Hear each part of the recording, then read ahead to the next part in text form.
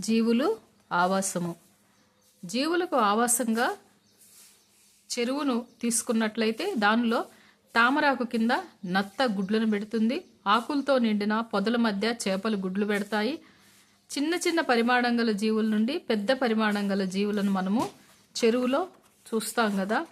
అయితే జీవులు ముఖ్యంగా కొన్ని లక్షణాలను కలిగి ఉంటాయి. సజీవులు ఏ లక్షణాలను కలిగి ఉంటాయంటే, ఒకటి చలనము. అనేక సజీవులు ఒక ప్రదేశం నుండి మరొక ప్రదేశానికి చెలిస్తాయి. వీటిలో చెలించుటకు అవసరమైన కాళ్ళు, రెక్కలు, వాజాలు వంటి వివిధ అవయవాలు ఉంటాయి. మొక్కల వంటి కొన్ని సజీవులు మాత్రం నేలలో పాతుకుని ఒకచోటు నుండి మరొక చోటికి చలించవు. రెండవ లక్షణం ఆహారము. ఆహారం తీసుకోవటం కూడా సజీవుల ముఖ్య లక్షణము. శక్తి కోసం సజీవులు ఆహారం తీసుకుంటాయి. మూడవ లక్షణం పెరుగుదల. సజీవులు ఎప్పటికప్పుడు పెరుగుదలను చూపుతాయి. పెరుగుదల సజీవుల్లో సర్వసాధారణమైన విషయము. నాలుగవ లక్షణం శ్వాసించటం. సజీవులన్నీ పరిసరాల నుండి గాలిని పీల్చుకుంటాయి. అనేక సజీవుల్లో శ్వాసించటం కోసం ప్రత్యేక అవయవాలు ఉంటాయి. వాయువుల మార్పిడి కోసం మొక్కల్లో పత్రరంధ్రాలు అనే ప్రత్యేకమైన భాగాలుంటాయి. పత్రరంధ్రాలు అనే ప్రత్యేకమైన భాగాలుంటాయి. నెక్స్ట్ ఐదవ లక్షణం వ్యర్థాలను విసర్జించటం. మొక్కలు, జంతువులు జరిగే జీవక్రియల్లో అనేక వ్యర్థ పదార్థాలు ఏర్పడతాయి. విసర్జన ద్వారా అవి వ్యర్థాలను శరీరం నుండి వెలుపలకు పంపిస్తాయి. ఆరవ లక్షణం కొత్త జీవులకు జన్మనివ్వటం. సజీవులన్నీ కొత్త జీవులకు జన్మనిస్తాయి. జంతువుల్లో కొన్ని గుడ్లు పెట్టడం ద్వారాను మరికొన్ని పిల్లలను కనడం ద్వారాను కొత్త జీవులను పుట్టిస్తాయి. గుడ్లు పెట్టే ఈ జంతువులను అండోత్పాదకాలు అంటారు. పిల్లలను కనే జంతువులను శిశోత్పాదకాలు అంటారు. మొక్కలు విత్తనాల ద్వారా కొత్త మొక్కలను ఉత్పత్తి చేస్తాయి. నెక్స్ట్ ఏడవ లక్షణం ఉద్దీపనాలకు ప్రతిస్పందించటం. పరిసరాల్లోని ఉద్దీపనాలకు అనుగుణంగా సజీవులన్నీ ప్రతిస్పందనలు చూపుతాయి. జీవులు ప్రతిస్పందనలకు కారణమైన పరిసరాల్లోని మార్పుల్ని ఉద్దీపన అంటారు. జీవుల ప్రతిస్పందనకు కారణమైన పరిసరాల్లోని మార్పులను ఉద్దీపన అని చెప్పేసి అంటారు. అయితే సజీవులన్నీ ఉద్దీపనలకు ప్రతిస్పందించే లక్షణాలు ఉంటాయి. సజీవులన్నింటిలో కూడా ఈ ఉద్దీపనలకు ప్రతిస్పందించే లక్షణాలను కలిగి ఉంటాయి. అత్తిపత్తి లేదా మైమోసా అని పిలువబడే టచ్ మీ నాట్, అత్తిపత్తి, మైమోసా అనే ఈ మొక్కను కానీ మనం తాకినట్లయితే అది ముడుచుకోవటము లక్షణం కనబడుతుంది. ఉద్దీపనాన్ని చూపిస్తుంది. అట్లాగే వానపాము కాంతికి అనుగుణంగా ప్రతిస్పందిస్తుంది. ఈ వానపామును కానీ చీకటి ప్రదేశంలో కానీ ఉంచినట్లయితే అది ఒక ప్రదేశంలో వానపామును కాంతికి అనుగుణంగా అది స్పందిస్తుంది. నెక్స్ట్ మొలకెత్తుతున్న విత్తనాలను మొక్కలు విత్తనాలకు ఉత్పత్తి చేస్తాయి కదా. మొక్కలకు ప్రాణం ఉందని మనకు తెలుసు కదా. విత్తనాలకు కూడా ప్రాణం ఉందా అంటే మనకు విత్తనాలు మొలకెత్తిన తర్వాత పూర్తి మొక్కలుగా మారతాయి కదా. దీని ఆధారంగా విత్తనాలకు కూడా ప్రాణం ఉందని మనకు అర్థమవుతుంది. పెరుగుదల, శ్వాసించటం, విసర్జన, ఆహార సేకరణ, పిల్లలను కనటం, ఉద్దీపనలకు ప్రతిస్పందనలు చూపించటం మొదలైన లక్షణాలు సజీవుల్లో ఉంటాయి. ప్రతి సజీవులోనూ ఈ లక్షణాలన్నీ ఉండాల్సిన అవసరం లేదు. కొన్నింటిలో కొన్ని లక్షణాలు ఉంటాయి, కొన్నింటిలో కొన్ని లక్షణాలు అనేవి ఉండకపోవచ్చు. ప్రతి సజీవులో కూడా అన్ని లక్షణాలు ఉండకపోవచ్చు. చనిపోయిన మొక్క కానీ జంతువు కానీ మరే ఇతర సజీవి కానీ కుళ్ళిపోయి నిర్జీవ అంశాలుగా మారతాయి. అందువలన చనిపోయిన జీవులన్నీ నిర్జీవులని చెప్పలేం. అవి సజీవులకు నిర్జీవులకు నడుమ ఏర్పడే మధ్యస్థ అంశాలు అని చెప్పవచ్చు. చనిపోయిన జీవులన్నీ కూడా నిర్జీవులని చెప్పడానికి వీల్లేదు. అవి సజీవులకు నిర్జీవులకు నడుమ ఏర్పడే మధ్యస్థ అంశాలు. అయితే సూక్ష్మదర్శినిలో మనం పరిశీలించినట్లయితే మన పరిసరాల్లో ఉన్న అన్ని జీవులను, పదార్థాలను మనం మామూలు కంటితో చూడలేం కదా. చీమ తల మీద ఉండే స్పర్శకాలు, పుష్పాల్లో ఉండే పుప్పొడి వంటి చిన్న పరిమాణంలో ఉంటాయి. సజీవ ప్రపంచంలో మన కంటికి కనిపించని జీవులు ఎన్నో ఉంటాయి. వాటిని మనం చూడలేము. సూక్ష్మదర్శిని ద్వారా మాత్రమే మనం వాటిని చూడగలం. సూక్ష్మదర్శిని ద్వారా మాత్రమే చూడగలిగిన సజీవులను సూక్ష్మజీవులు అంటారు. మనము మామూలు కంటితో కాకుండా సూక్ష్మదర్శిని ద్వారా మాత్రమే చూడగలిగిన సజీవులను సూక్ష్మజీవులు అని చెప్పేసి అంటారు. సూక్ష్మదర్శిని అంటే ఏంటి అంటే, సూక్ష్మదర్శిని మనం మామూలు కంటితో చూడలేనంత చిన్న వస్తువులను, జీవులను చూడటానికి ఉపయోగించే పరికరం అన్నమాట. ఇది భూతద్దం వలె పనిచేస్తుంది. అయితే భూతద్దం కంటే చాలా శక్తివంతమైనది. ప్రాథమికంగా సూక్ష్మదర్శిని రెండు విభాజకాలు కలవు. అవి నిర్మాణాత్మక విభాగము మరియు దృశ్య విభాగము. సూక్ష్మదర్శినిలో ముఖ్యంగా 2 భాగాలు ఉంటాయి. నిర్మాణాత్మక విభాగము, దృశ్య విభాగం అనేవి. నిర్మాణాత్మక విభాగంలో పీఠము, ఆధారము, చేతివంపు ఉంటాయి. దృశ్య విభాగంలో అక్షికటకము, వస్తుకటకము, స్థూల సంవరణి, సూక్ష్మ సంవరణి మొదలైనటువంటి భాగాలు ఉంటాయి. ఇవి సూక్ష్మదర్శినిలో ముఖ్యంగా నిర్మాణాత్మక విభాగం, దృశ్య విభాగం ఉంటాయి. నిర్మాణాత్మక విభాగంలో పీఠము, ఆధారము, చేతి పంపు అనేవి ఉంటాయి. దృశ్య విభాగంలో అస్థికటకము, వస్తుకటకము, స్థూల సంవరణి, సూక్ష్మ సంవరణి అనేవి మనకి కనిపిస్తాయి. అయితే నీటిలో ఉండే సూక్ష్మజీవుల గురించి మాత్రం మనం చూసుకున్నట్లయితే, సూక్ష్మజీవులు కంటికి కనిపించకపోయినప్పటికీ అవి ప్రతి చోట ఉంటాయి. సూక్ష్మజీవులు కంటికి కనిపించకపోయినా ప్రతి ప్రదేశంలో ఉంటాయి అని. సూక్ష్మజీవులు ప్రపంచము చాలా పెద్దది. అవి జీవ ప్రపంచంలో ఒక భాగమే. కావున మనం కంటికి కనబడనప్పటికీ సూక్ష్మజీవులు ప్రతి చోట కూడా ఉంటాయి. అయితే ఇక్కడ కొన్ని జీవులు మనకి, అనేక రకాలైన జీవులు ఒకే చోట మనకు కనిపిస్తూ ఉంటాయి. వివిధ జీవులు వేరువేరు ప్రదేశాల్లో జీవిస్తూ ఉంటాయి. ఒకటే ప్రదేశంలో అనేక జీవులు జీవించడం కనిపిస్తుంది. సజీవులకు జీవించడం కోసం అనేక అవసరాలు ఉంటాయి. సాధారణంగా జీవులు తమ అవసరాలన్నీ తీర్చబడే ప్రదేశంలో, అనగా ఆహారము, నివాసం, జీవించడానికి అవసరమైన అన్ని పరిస్థితులు కలిగి ఉన్న ప్రదేశంలో జీవిస్తూ ఉంటాయి.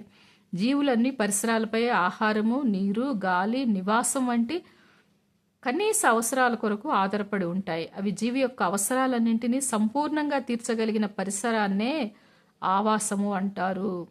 ఒక జీవి యొక్క అవసరాలన్నింటినీ సంపూర్ణంగా తీర్చగలిగే పరిసరాన్నే ఆవాసము అంటారు. ఒక ఆవాసంలో సజీవ నిర్జీవ అంశాలన్నీ కూడా కలిసి ఉంటాయి. ఆవాసంలోని సజీవులన్నీ జీవ అంశాలని, నిర్జీవులన్నింటినీ నిర్జీవ అంశాలని అంటారు కదా. ఈ 2 అంశాలు ఒకదాని మీద ఒకటి ఆధారపడి ఉంటాయి. సజీవ అంశాలు, నిర్జీవ అంశాలు కూడా ఒకదాని మీద ఒకటి ఆధారపడి ఉంటాయి. మొక్కలు, జంతువులు, సూక్ష్మజీవులు సజీవ అంశాలు కాగా, మృత్తిక, నీరు, గాలి, కాంతి, ఉష్ణోగ్రత, తేమ మొదలైనవన్నీ ఆవాసంలోని నిర్జీవ అంశాలు. ఇంకొకటి, మనము ఆవాసాలను ముఖ్యంగా 2 రకాలుగా విభజించవచ్చు. ఒకటి జలావాసము, 2 భౌమ్యావాసము. జలావాసాన్ని కానీ మనం చూసినట్లయితే, ముఖ్యంగా జలావాసంలో కొలనులోని ప్రదేశము, ఆ ప్రదేశంలో నివసించే జీవులు ముఖ్యంగా మనం చూసినట్లయితే, కొలను ఉపరితలంలో పైభాగాన తూనీగ, మేడ్ఫ్లై, కీటకాలు మరియు కింగ్ఫిషర్ లాంటి పక్షులు కొలనుపై ఎగురుతూ మధ్యలో కొలను నీటిలో నిలబడి వెదురు బొంగు లేదా కర్రలపై సేదతీరుతూ ఉంటాయి. కొలని ఉపరితలం నుండి అవి ఆహారాన్ని పొందుతాయి. తూనీగ, మేడ్ఫ్లై కీటకాలు, కింగ్ఫిషరు పక్షులు వంటివి కొలను ఉపరితలం పైభాగంలో మనకి కనిపిస్తాయి.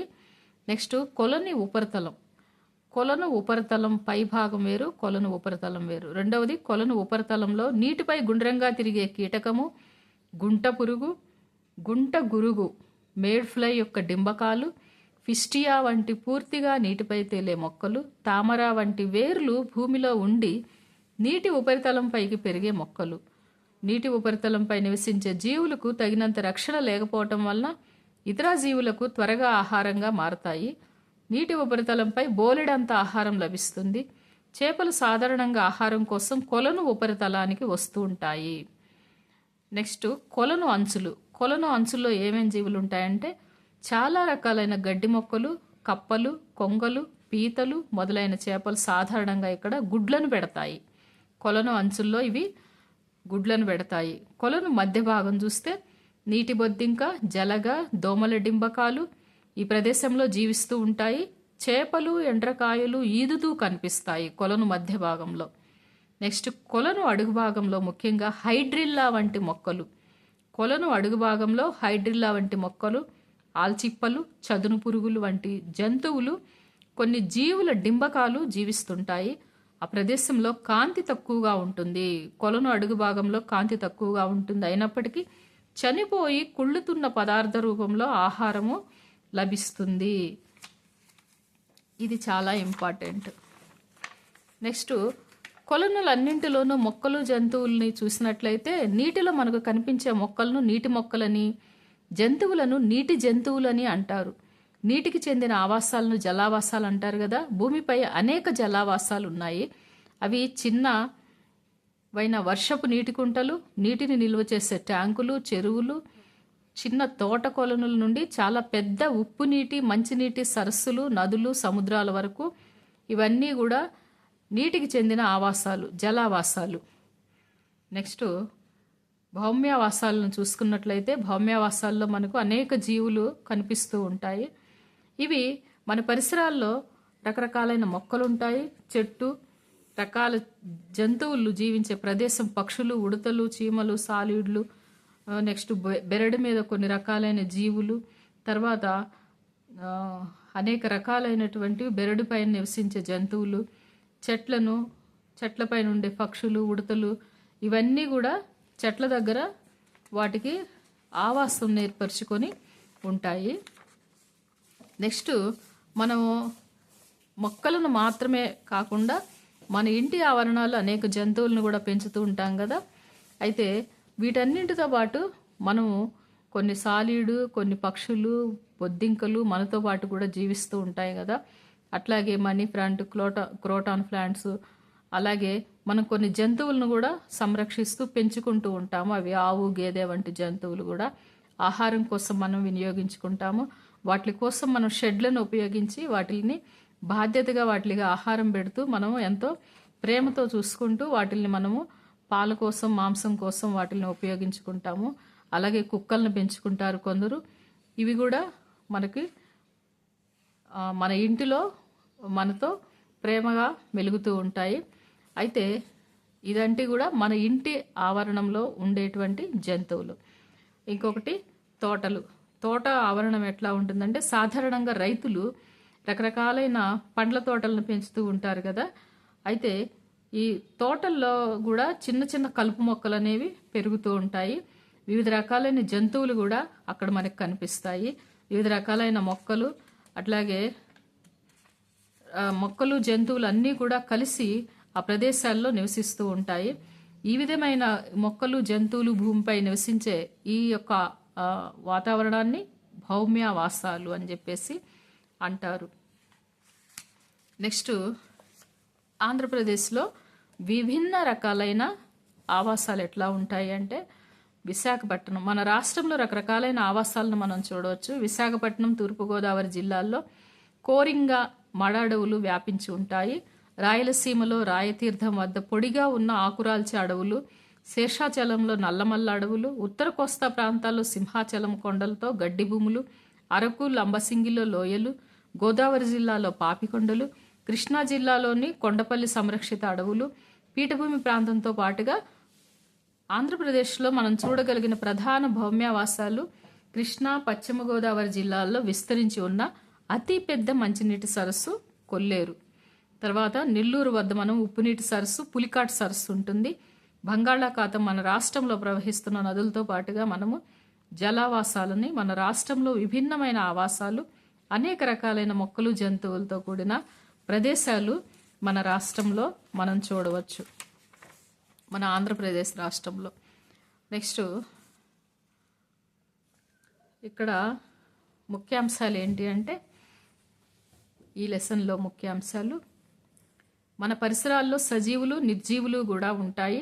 సజీవులన్నీ పెరుగుదల, శ్వాసక్రియ, విసర్జన, ఉద్దీపనల ప్రతిస్పందించటము, కొత్త జీవులకు జన్మనివ్వటం మొదలగు లక్షణాలను కలిగి ఉంటాయి.